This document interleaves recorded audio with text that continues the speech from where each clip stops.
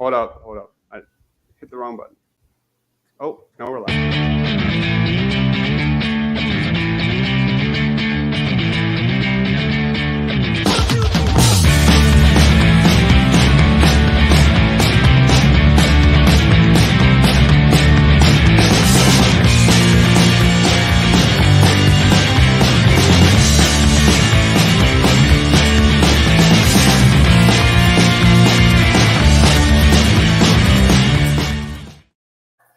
What is up, everybody?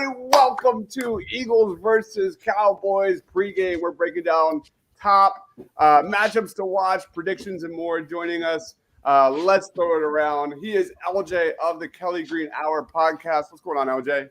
What's going on, guys? I mean, Eagles-Cowboys, probably the biggest Eagles-Cowboys game in at least 5 years. Both teams are good. Both teams, a win put you in good position for the number one seed and definitely for the NFC East crown. So it's a huge game down at the Link. Oh, man, I can't even imagine what it's like down there. The buzz has to be insane. Also joining us, he is Austin. What's going on, man? What's going on, guys? Like LJ said, Eagles Cowboys week is always a big week. I'm very happy to be here and looking forward to this game today. Absolutely. And then he is Mitchkovsky at Mitchkovsky on Twitter. What's up, man? Not much. I'm really excited about this game. I'm getting texts from my friends that are Cowboys fans already. That started at like around 2 a.m. So I'm ready, man. I'm ready. Where are you guys at, like 1 to 10? Like, where's your anxiety? Because I don't know, man. Like, since I've been awake, I've cleaned the house. I've got food going. This is the biggest Eagles game since I can remember. Any thoughts? I'm at 11 out of 10, man. I'm not gonna lie. I've been watching Eagles Dallas highlights from the games past. I mean, whenever it comes to every week, I'm always nervous going into a game. It could be against the Arizona Cardinals, Carolina Panthers, like whatever. It doesn't matter because we've been Eagles fans long enough that we know if anything bad can go or can happen, it might happen to the Eagles. But I mean, just with this being such an important game, right before the bye, I'm up there. I'm like at an 8, 9, 10. Like I've been trying to keep myself at ease this entire week. It hasn't been easy. But as we tick closer, and then we lost an hour, or we gained an hour technically, but we lost an hour to the game because time went back to this morning. So it's like it's going to take even longer for this game to get here. Yeah. KT's in the house saying play calling is going to be key today. We're going to get into that. My man Quentin says super anxious. We've got Cameron in the house saying hi, Mitch and LJ and Dives and Austin. Don't forget LJ. Let's go Giants. Get out of here, man. Get out of here. Giants are done. Giants are cooked. Yeah, let's stop. All right. With that being said, let's get into our key matchups to watch.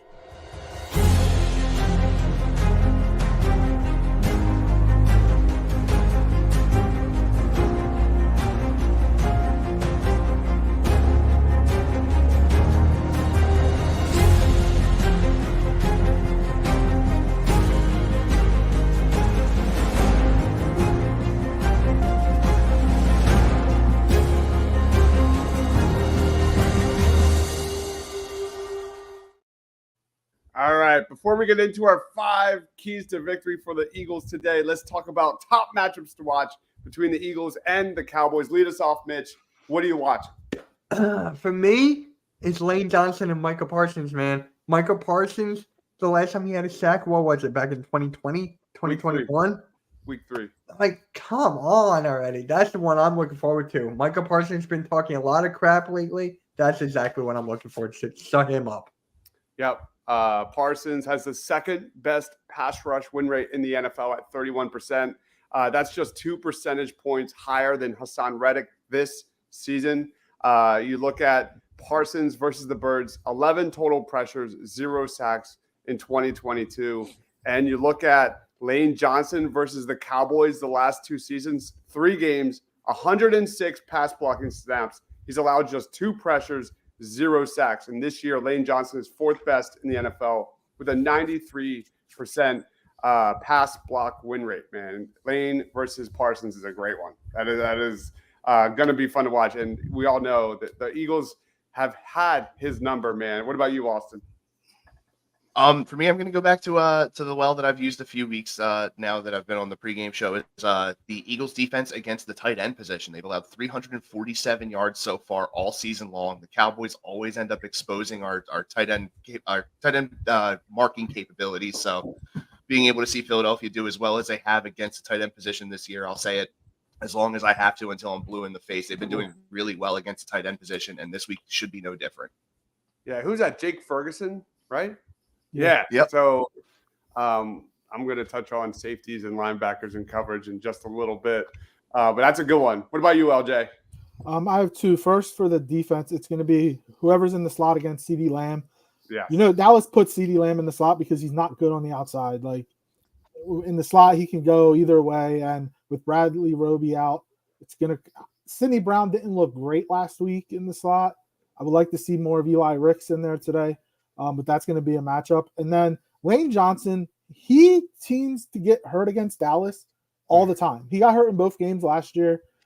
Actually, he didn't play in the second one because he was hurt, I'm pretty sure. But in the first one, he got hurt. And then that's when Parsons started to do a little damage in the game in Philly last year.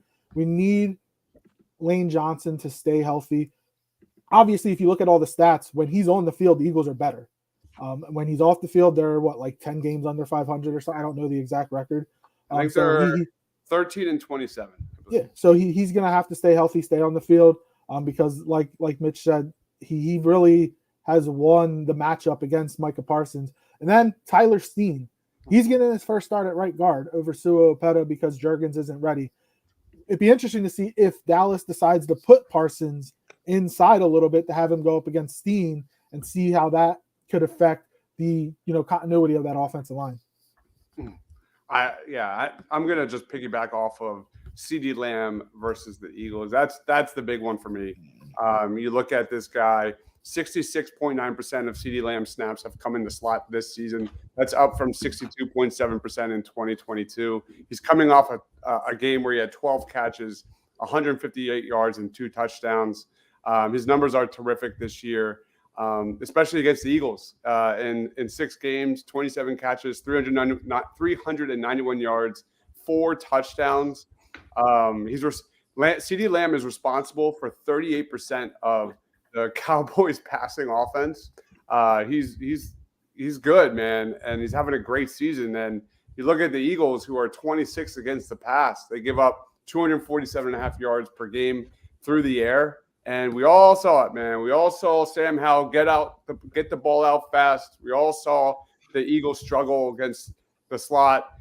We saw Sidney Brown get burnt. We saw Nakobe Dean and Blankenship get burnt. It's going to be interesting to see how Sean Desai matches up against CeeDee Lamb. Maybe James Bradbury, who hasn't been terrific by any means, but he's got the size. I think he's got the experience. You look at the Eagles' 2 games against the Cowboys last season. James Bradbury matched up against CeeDee Lamb 4 times. He only gave up 2 catches for 21 yards. So it's going to take a team effort to slow this team down. And we're going to get into a little bit more when it comes to the Cowboys' passing offense versus the Eagles' passing defense when we get to keys to victory for me. But that's a big one. How about Jalen Hurts versus Dan Quinn's defense? That's what I'm thinking, especially how to attack this Cowboys defense, which is really good. You look at, Jalen Hurts, he's 9-0 against teams with winning records since 2022. He's been doing great. And isn't that fun to think how after that Tampa Bay playoff game, that was the narrative against Jalen Hurts was the exact opposite. He can't beat great defense. He can't beat the good teams. He's been terrific. And how to beat this Cowboys defense, I think you want to run a lot of 12 personnel. Through 8 games, the Eagles have had the 6th best success rate in the NFL, 48% in 12 personnel. They're really good when they do it. When you look at the Cowboys defense, they like to run a lot of nickel. This is a team that likes to throw out 6 defensive backs, 5 defensive backs, 22% of the time. That's the most in all of football. We've seen the Eagles struggle. The Eagles struggle to run the ball of late. What does a 12 personnel do? It allows you to bring a heavy emphasis on the run. It also might allow or force the Cowboys to add a safety in the box, thus give opportunities for A.J. Brown on vertical routes. And he has been dominant in one-on-one situations. So for me, that might be a good situation. We know Jalen Hurts is hurt. We know they've been struggling to run the ball, mostly because we've seen a lot less design runs, and we've seen him struggle with that injury to get out of the pocket and be explosive like we've seen in the past. So I think 12 personnel, having 2 tight ends on the field would be a really good game plan for the Philadelphia Eagles. Ryan says Goddard is going to have a huge game. He's still pumped after the Eagles traded Cowboys to snag him years back. So to touch base off of your running game thing, I think having Steen over Opeta out there will help the running game too. Look, everybody's saying that the Eagles running game hasn't been good and it's the running backs, but I think it is because like when Jurgens was out there, he was really good. Obviously the first game he struggled, but he kept getting better and better and better, and then he just got hurt. And Opeta is really good against the pass or in pass protection, but not good in run blocking. So I think Steen is going to be a little bit better in the run game. And Dallas isn't that great against the run. So what did the Eagles do last year in the game in Philly? They ran right at Micah Parsons. Do that again. Micah Parsons can get after the quarterback, but he's not a great run stopper. So if you what did they do? And again, another thing, they ran plays designed to go right at Parsons. So he had to decide, am I coming at Hurts or am I going to cover A.J. Brown? And when he made a decision, Hurts made his decision, and that's how the Eagles were able to come away with that victory in Philly last year. Yep, absolutely. Yam says birds. Ryan says the Eagles need to win the turnover battle. Dallas, the last 2 years, have been excellent at creating turnovers. Absolutely agree, Ryan. Hurts has a 21-1 record when the Eagles win the turnover battle. Absolutely. We've got NFL reality check in the house. Fly, Eagles, fly. Anybody else have any other matchups to watch? I have one more. I think I got one. Okay. I'm just going to go with the secondary against the Cowboys wide receivers. Like Slay and Bradbury, they're slow. They are really slow here. Their team will getting burnt. And then you have guys like CeeDee Lamb, Gallup, Cooks, who are athletic, can go right by you. So for me, I know we got Bayard back there. I do. But it's mostly like the cornerbacks against the Cowboys wide receivers for me. That's what makes me nervous. I got one. How about Nakobe Dean in coverage? Like he Absolutely. was targeted 8 times last week, I think. Gave up 8 receptions. Look, I'm a big Nakobe Dean fan, but he's struggled in pass coverage. All the linebackers really have, if you include Cunningham and Morrow's. Or Morrow's probably been the best, which doesn't say much about that group. But if Jake Ferguson, if they're going to try to. If Dallas is going to try to get him involved, that could be the matchup: Ferguson against Dean or Cunningham. And are the Eagles able, or are the linebackers able to make plays and not allow Ferguson to beat them?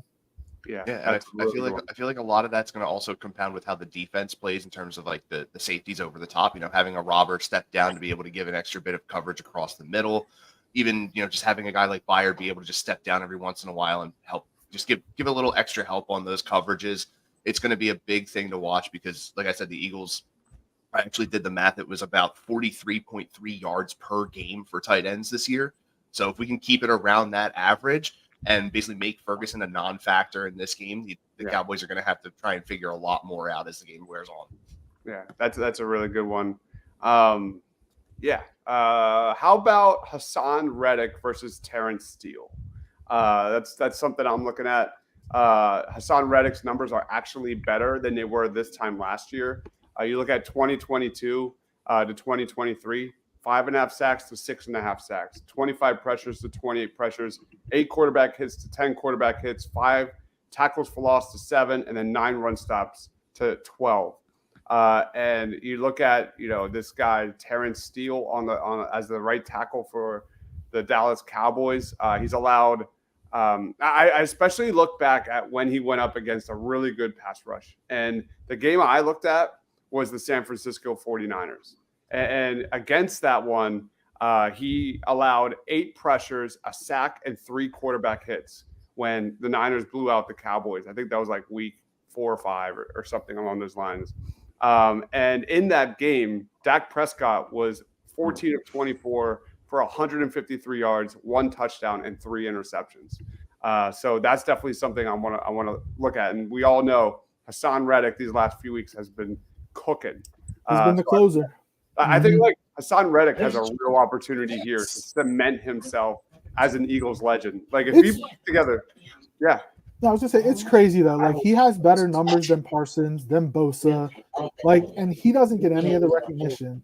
And he, dude, the contract that he has, 3 years, $45 million, he's definitely way underpaid. So it wouldn't shock me if at the end of the year, you know, Howie does something for him, gives him an extension or whatnot. But I mean, like you said, this could be a game that not only can cement his legacy as an Eagle in only 2 years, but could put his name up there with those guys, you know, with the Parsons and Bosas and Watts of the world, and put him in a defensive player of the year conversation.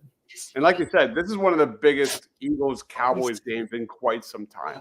Like at home in a big game, if Reddick goes out there and throws together like 2 sacks and a tackle for loss, and stuff like that, like this guy has a real chance. Because like I said, I woke up, I was already watching Eagles versus Cowboys highlights this morning. And maybe we could be, 10 years from now watching Hassan Reddick blow up this Dallas Cowboys trash offensive line. I'm just joking. Good. And honestly, Hassan Reddick might be the best closer in Philly right now. Yeah. Him and Maxey. That sack he had against Washington was epic, man. That was a really good one. Anybody else have any other matchups to watch? We're going to start to talk about our 5 Eagles keys to victory. Good? All right, let's roll on. We're good, yeah. Lead us off, LJ. What are your 5 keys to victory for the Birds? So first, Ryan mentioned it. You have to win the turnover battle. Yeah, they won. They I think against Miami they lost the turnover battle, but they still won that game. Dallas, they are good. Their defense is good at creating turnovers. Bland already has 3 pick-6s. So you want to protect the football, and and Jalen Hurts, let's be real, he's got 11 turnovers in 8 games. So let's protect the football, keep the offense on the field, keep Dallas's offense off the field, and and don't give them short field. So win the turnover battle is number 1. Number 2, score in the red zone. Both red zone offenses, both for Dallas and the Eagles, aren't really that good, even though the Eagles actually has been better the last couple of weeks. Both red zone defenses also aren't that good. So it's good. It's like it's the blind leading the blind here. Who's going to have the better red zone output on the offense or on the defense? Get AJ Brown. And look, we all know what AJ Brown has done the last 6 weeks, and Dallas is going. Dan Quinn has probably tried to devise a game plan to not allow AJ Brown to beat them, but it doesn't matter. Just throw the ball to AJ Brown. He's always open. What's the sign that he hangs in his locker? I'm open. Yeah, he's always open. So just, I'm not saying force feed him the ball, but if you need a play, let AJ Brown make the play. I had mentioned it when we were talking about matchups. The right side or the Eagles offensive line against the Dallas defensive line. We know about Parsons, but they also have DeMarcus Lawrence. They have Jonathan Hankins. They have Oza Adigizua. They have Sam Williams. They have a lot of names there that could potentially create havoc in the Eagles' backfield and on Jalen Hurts. So the offensive line is going to have to win. They haven't. I saw something over the last 3 weeks. They've given up the most pressures in the NFL. That's shocking. Like the Eagles' offensive line is supposed to be good, but they've given up the most pressures in the NFL the last 3 weeks. So they're going to have to figure that out. And number 5, force Dak to turn the ball over. Like he's been all right this year. He has 5 interceptions. Obviously, he led the league last year in interceptions in only 12 games or something like that. Force him to turn the ball over. I don't know if they're going to be able to run with Tony Pollard. Like I'm really starting to think they regret the whole getting rid of Zeke thing because their run game hasn't been the same. And Zeke kind of was their quote unquote closer in the red zone last year. But if you can shut down Pollard in the run game, which I think with a healthy Carter and Davis, you'll be able to force Dak Prescott to beat you. And maybe if you get pressure on him, he'll throw you the ball. Maybe Slayer, Bradbury, or Byard can come away with a turnover and give the Eagles offense a short field. Love it, man. We have Quentin in the house saying target Julio in the red zone. Absolutely. That's a really good one.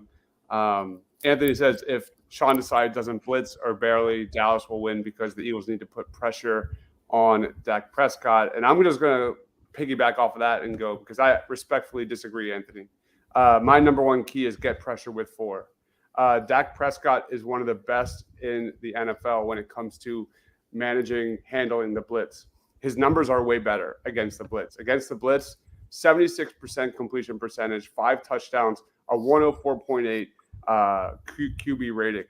You look at when he's not blitzed, they're actually worse. So this is a quarterback that likes to get the ball out fast. He's actually really good at reading defenses. The Eagles have to sit back, not necessarily on the line, but you need to get pressure with 4, with 5. And that's the start of this thing in terms of slowing down Dak because he's going to get the ball out fast. You're going to see a lot of play action. He's going to try and put a lot of pressure on these Eagles linebackers. You know, Dak excels at a quick offense and getting rid of the ball fast. That's going to be key. So I'd be really nervous about blitzing. I'm all for like disguising blitzes and blitzing here and there, but you've got to be careful. Number 2 for me is take care of the biz. No careless turnovers. The Cowboys have created 13 turnovers on defense. Only 4 teams have created more. This is a team that has led the NFL in takeaways each of the last 2 seasons, 33 in 2022, 34 in 2021. And the Dallas Cowboys also have 4 defensive touchdowns in this one. Stop. Like, don't make mistakes. Do not give Dallas any momentum. That's my number 2. My number 3 is win on 3rd down in the red zone. LJ, you touched on it. But, you know, you look at these 2 teams. These are the top 2 teams in the NFL when it comes to late down EPA. The Eagles have a 3rd and 4th down EPA of 0.442. Number 1 in the NFL. The Cowboys are number 2 with 0.44. However, like LJ said, both have struggled in the red zone. The Eagles have the 18th best red zone percentage at 51.5%. The Cowboys are 29th at 40.7. So win that area, you're in great shape. Number 4 for me is just simply home cooking. Jalen Hurts has been elite at the link this season. 3 games, 3 wins, a quarterback rating of 107.9, 72-plus completion percentage, 8 total touchdowns, and 5.3 plays of 15 yards or more. I want to see A.J. Brown in this one, like El said, you know, down the football field, in that vertical passing game. Be aggressive. You know, the Cowboys tend to be passive at times. I want Nick Sirianni to be 2022 Nick Sirianni. Stay aggressive, keep your foot on the pedal, and take this team out. And my number 5, and this is a big one, and we were kind of talking about this a lot on AM or PM in the AM this morning, is communicate on defense and stop the bunches. The Eagles have not figured out how to stop or slow down bunch formations, which is like 3 wide receivers on one side and 1 on the other. The Eagles, you know, if you look at, you know, the previous games, man, the Eagles secondary has struggled with communication. It's created confusion for the Eagles defense. It's allowed a ton of separation off the line for opposing wideouts, especially in that quick pass attack. Sean Desai just has to adjust. You cannot see this Eagles defense get stale today. He needs to change things up. You have to give Dak Prescott different looks. You got to have our defense playing closer to the line of scrimmage. They have to do a better job communicating.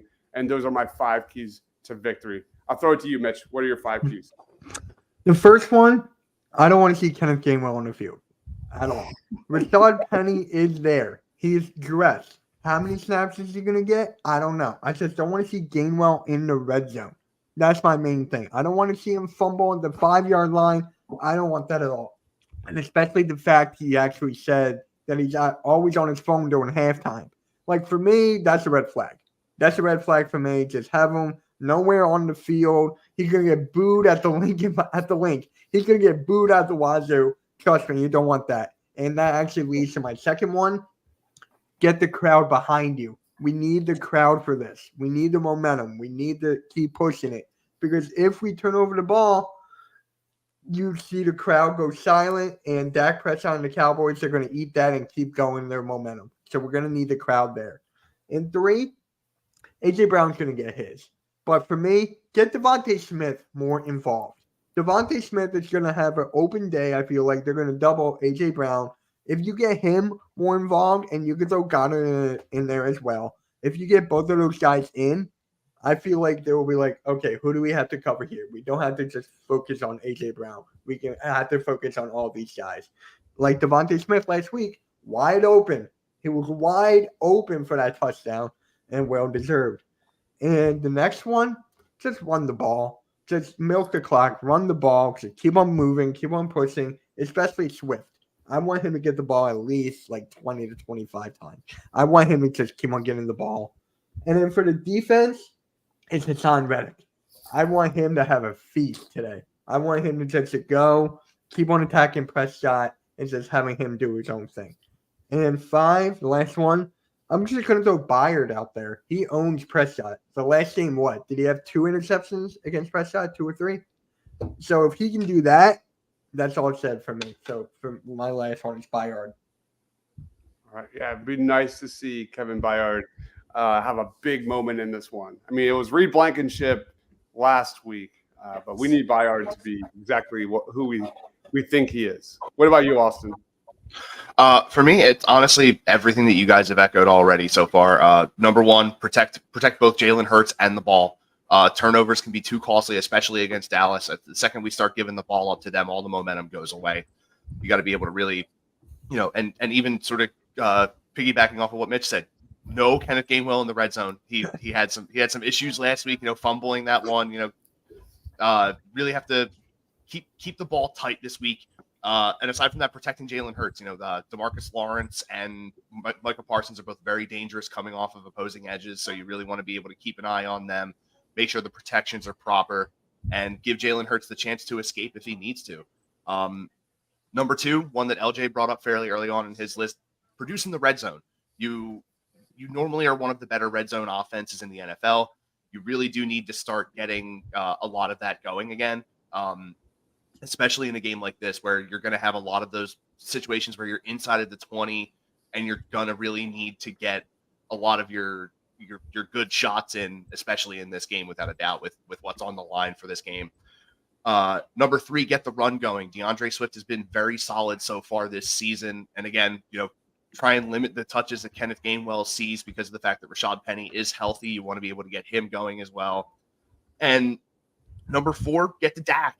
Hassan Reddick has been extremely dangerous this year so far. Josh Sweat as well.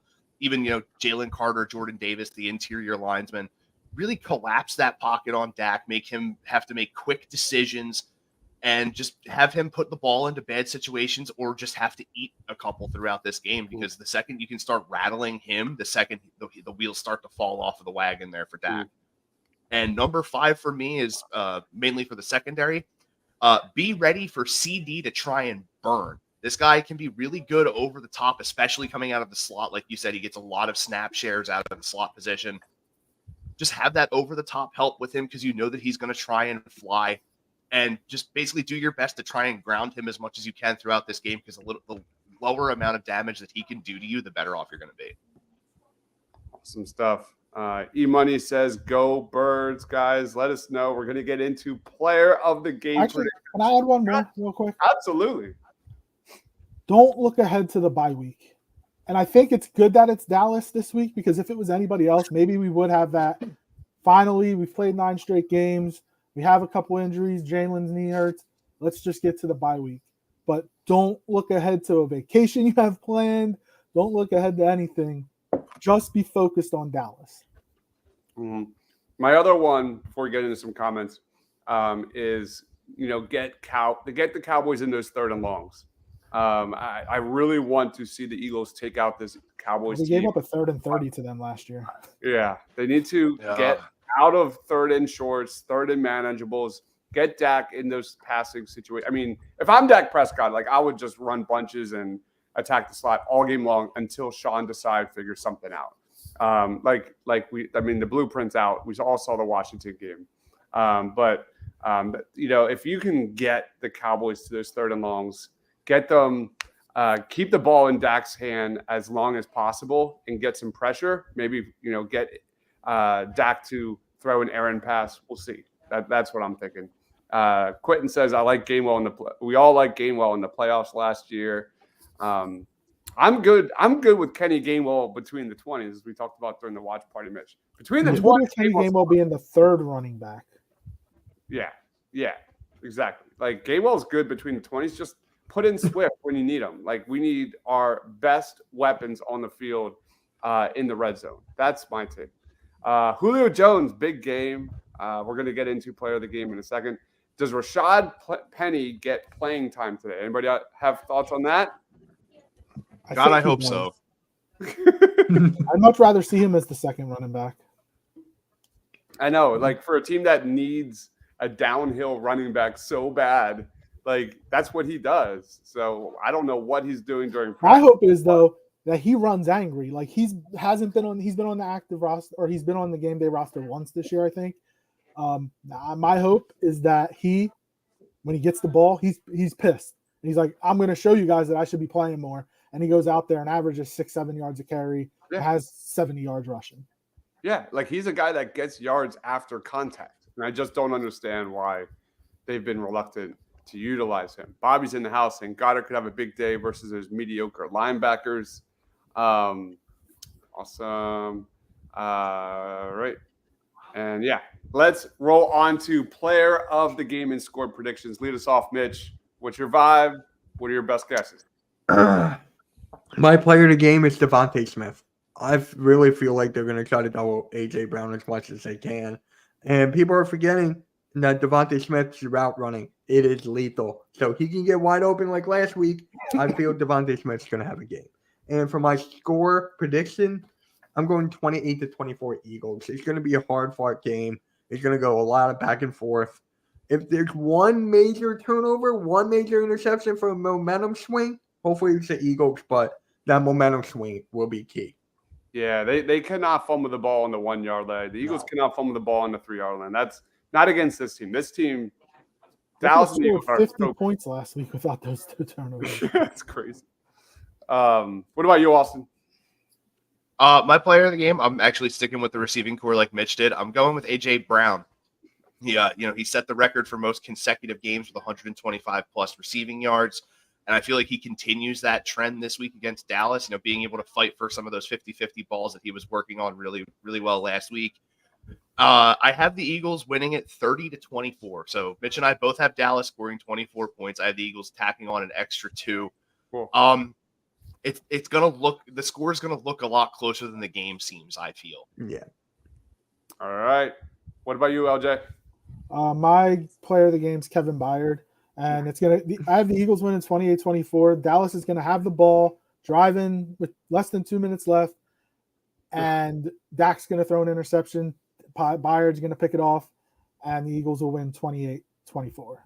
28-24. Yeah, I'm in that 24-21 range. I think it's going to be a little less scoring just because these two teams are very good at extending the drive, so to speak. Steven says, just use our size in the red zone, please. Player of the game is number 11. Oh, my God. Get out of here. All right. My player of the game, I'm going to go – Devontae's a really good one because I think they're probably going to bracket A.J. Brown and things like that because he's just been on a tear. Is Gilmore covering Brown, or will they put Landon the safety on Brown and have Gilmore cover Smith? It's a great question. I would bet you put Gilmore on Brown, but I don't know. I'm going to go Bradbury. I'm going to go James Bradbury for my player of the game. I'm thinking we see more CeeDee Lamb versus Bradbury than CeeDee Lamb versus Darius Slay in this one for sure. As for all the reasons we mentioned, I'll go Eagles win 24-21. And this could be if this was in Dallas, I'd probably flip it. I think it's going to be a very close game. I know that of these next 6, if the Eagles at least go 3-3, they'll probably finish 13-4, but they have to split with Dallas. I actually think the second Dallas game is more important than this one, but obviously with it being in Philly and everybody. But I'm honestly of the ilk that the game in Dallas on December 10th is going to mean a hell of a lot more than this one. Yep. All right. That wraps up our pregame. Mitch, lead us off, man. Final thoughts on Eagles versus Cowboys and plugs. My favorite time of the year, Eagles versus Cowboys. I got a lot of friends that are Cowboys fans. They're still texting me right now. My phone's going off. Oh, my God. It's crazy. I just love this, man. I'm not even streaming the game. I'm just watching with my dad, just good father-son bond, just to watch the game. I'm excited. Let's go Birds 28-24. All right. Where can we find you, man? So you can find me at Edge of Philly Sports every Thursday at 7:15 for the Flat Like an Eagle podcast. You can find me on Hardcore Sports Network and Mitch Topsy. Yep. Right. All right. What about you, Austin? It's Dallas week is always one of my favorite times of the year. I just like Mitch, I have a few friends that are Cowboys fans, so I love being able to throw the smack talk back and forth as it leads up to the game. Just aside from that, enjoy the game, have fun. Those of you that are down there, stay safe. You can find me Thursday nights, 9 p.m. right here on EOP Sports Talking Philadelphia Union Soccer on the Attacking Third with Gus and Pat. Aside from that, I do some video game stuff randomly. You can find me on Twitch and YouTube at Hambo26 HAMBO. And then, on the old Twitter machine over at Austin_EOP, random Philadelphia Union, Magic the Gathering, just general nerdism over there. So stop in, have some fun. Love you guys. We're going to have to talk about Magic the Gathering because they're releasing like a new Marvel Magic. Yes, Gathering. I'll just put it to you like this. The format that I play, I have 6 total decks and they're 100-card decks. And then I still have 2 whole other boxes of random cards. And I'm like, I could maybe use some of these. And I never do.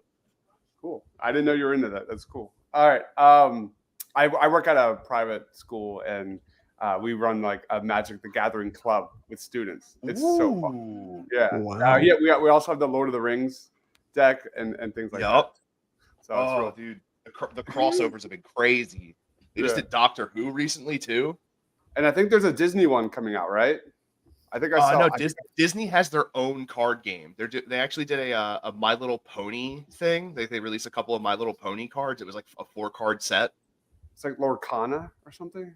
Yeah, Lorcana is the Disney one. Yeah. All right, let's stop this. Stop. All right, we can save this for our own side chatter. Yeah, that's a whole podcast. All right, okay. You can find me on X, Twitter, whatever, at LGHurrell54. Also follow the Kelly Green Hour podcast on Twitter at Kelly Green Hour. We do every Tuesday and Friday, most of the time anyway. Tuesday's our review show of the previous game. Friday's our preview show, so we won't do one this Friday with the bye week coming up, but we will be on Tuesday discussing the Eagles-Cowboys game. So follow us on Twitter, and let's go Birds. All right, let's go. Party on Broad will be tomorrow night at 9 o'clock. It'll be a little more Sixers focused, depending on how tonight goes. Of course, we have Austin Krell breaking down some more Sixers, LJ's favorite team, who are 4-1 to start the season. So be on the lookout for that. But guys, we'll be doing halftime, post game, and much, much more for everything Eagles versus Cowboys. Make sure you smash that subscribe button, EOPsports.com. He is Mitch. He is Austin. That is LJ. I am Dives. Go Birds. Stay awesome, everyone.